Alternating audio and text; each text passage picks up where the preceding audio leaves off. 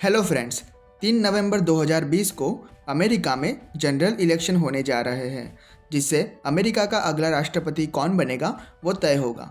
तो वर्ल्ड की oldest democracy और सबसे ताकतवर देश के प्रेसिडेंट का चुनाव कैसे होता है, इसके बारे में अगर आप जानना चाहते हो तो यह वीडियो को लास्ट तक देखें। अमेरिका की पॉलिटिकल सिस्टम में मेनली दो पार्टियों का दबदबा है।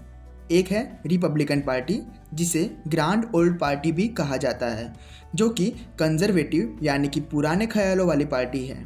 इस पार्टी का सिंबल हाथी है। डोनाल्ड ट्रंप इसी पार्टी से बिलोंग करते हैं। इसके अलावा George W Bush, Ronald Reagan और रिचर्ड निक्सन भी इसी पार्टी से बिलोंग करते हैं। अमेरिका के ज़्यादातर ग्रामीण क्षेत्रों में इस पार्टी के वोटर्स ज़्यादा हैं। दूसरी पार्टी है डेमोक्रेट्स। यह एक लिबरल पार्टी है जो नए विचारों के साथ चलती है। इस पार्टी का सिंबल है ऐश यानी कि गधा। इस साल के चुनाव में इस पार्टी के उम्मीदवार हैं जो बाइडेन। इसके अलावा Barack Obama, Bill Clinton, John F Kennedy भी इसी पार्टी से बिलोंग करते हैं। यह हो गई वहाँ की मुख्य पार्टियों की बात। इसके अलावा ग्रीन पार्टी और टी पार्टी जैसी कुछ छोटी छोटी पार्टियाँ भी इलेक्शन में भाग लेती है। अमेरिकन प्रेसिडेंट इलेक्शन 1 साल तक चलने वाली प्रोसेस है। इसको मुख्य 4 भागों में बांटा जाता है। पहला है प्राइमरी एंड कॉकसस, जो फरवरी से स्टार्ट होके जून तक चलता है। उसके बाद होता है नेशनल कन्वेंशन, जो कि जुलाई महीने में होता है। उसके बाद आता है जनरल इलेक्शन, जो नवंबर के पहले ट्यूसडे यानी कि मंगलवार को होता है। और चौथा स्टेप है इलेक्टोरल कॉलेज। पहला स्टेप है प्राइमरीज एंड कॉकसस। अमेरिका में हर पार्टी के अंदर बहुत सारे कैंडिडेट ऐसे होते हैं जो प्रेसिडेंट का चुनाव लड़ना चाहते हैं, तो पार्टी सभी को तो अपना उम्मीदवार नहीं ही बना सकती, तो इसीलिए वहाँ प्राइमरीज एंड कॉकसस होते हैं जो उन सभी कैंडिडेट में से किसी एक को चुनने में मदद करते हैं। तो प्राइमरीज एंड कॉकसस में क्या प्रोसेस होती है वो देखते हैं। प्राइमरी में पार्टी के सभी रजिस्टर्ड मेंबर एक जगह इकट्ठे होते हैं और वोटिंग के जरिए अपनी पार्टी के लोकल लीडर को चुनते हैं, जिनको डेलीगेट्स कहा जाता है। यही डेलीगेट्स आगे नेशनल कन्वेंशन में जाते हैं, जो किसी एक लीडर को अपनी पार्टी का प्रेसिडेंट कैंडिडेट सिलेक्ट करेंगे। कॉकसस में भी ऐसा ही होता है। फ़र्क सिर्फ इतना होता है कि प्राइमरी में बैलेट पेपर से वोटिंग करवाई जाती है, जबकि कॉकसस में पार्टी के रजिस्टर्ड मेंबर हाथ ऊपर उठा के अपने पसंदीदा कैंडिडेट को समर्थन देते हैं, यानी कि यहाँ इनफॉर्मल तरीके से डेलीगेट्स को इलेक्ट किया जाता है। प्राइमरी और कॉकसस में से चुने हुए डेलीगेट्स नेशनल कन्वेंशन में हिस्सा लेते हैं और यहाँ वो अपनी पार्टी के किसी एक नेता को प्रेसिडेंट के उम्मीदवार के तौर पर सिलेक्ट करते हैं। और इस तरह जुलाई तक पता चल जाता है कि इस बार इलेक्शन में कौन से कैंडिडेट के बीच सीधी फाइट होगी।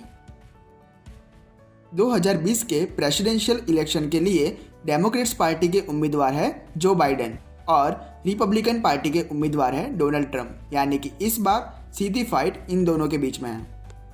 एक और इम्पोर्टेंट टर्म आता है रनिंग मेट।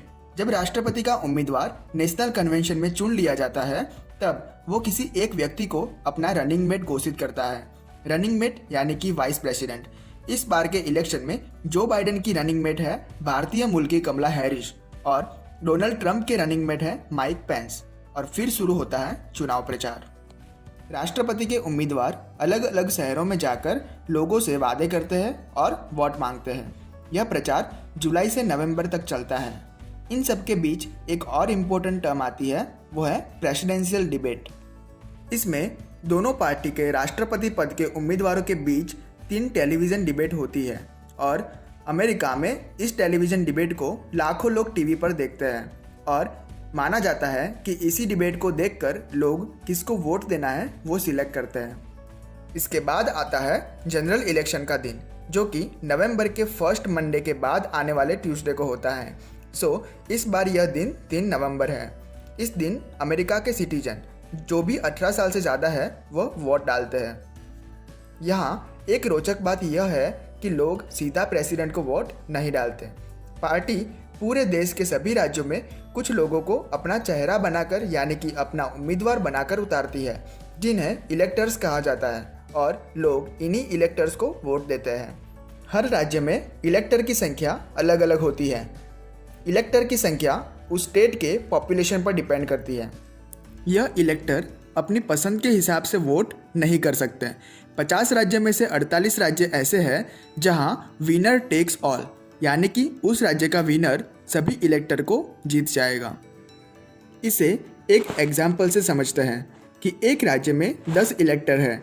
वोटिंग डे के ख़त्म होने के बाद अगर डेमोक्रेट्स पार्टी के 10 में से 6 इलेक्टर जीत जाते हैं और रिपब्लिकन पार्टी के 10 में से 4 इलेक्टर जीतते हैं, यानी कि डेमोक्रेट्स पार्टी इस राज्य का इलेक्शन जीत गया, तो उसको उस राज्य के सभी 10 इलेक्टर मिल जाएंगे और रिपब्लिकन पार्टी को कुछ नहीं मिलेगा, यानी कि विनर टेक्स ऑल, जो जीता वही सिकंदर।